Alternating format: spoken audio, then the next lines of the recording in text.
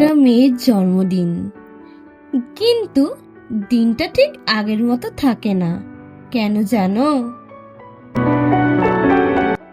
আজ আমার একটা সাধারণ দিন, অথচ আজই আমার জন্মদিন। ছোটবেলায় এই দিনটা মানেই ছিল নতুন জামা, কেক, বন্ধু বান্ধব আর অনেক এক্সাইটমেন্ট। কিন্তু বর্তমানে যত বড় হচ্ছি ততই এই দিনটা অন্য দিনের মতো একইভাবে কেটে যায়।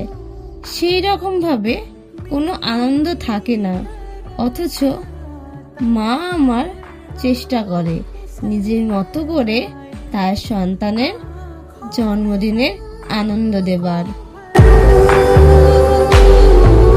সবাই শুধু একটা কথাই বলে, তোর তো বয়স বাড়ছে, এখনো কিছু করতে পারলি না।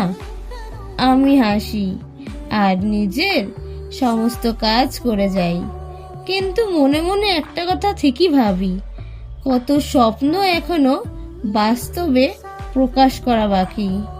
তবুও আমি থামবো না, কারণ আমার পথ এখনো শেষ হয়নি।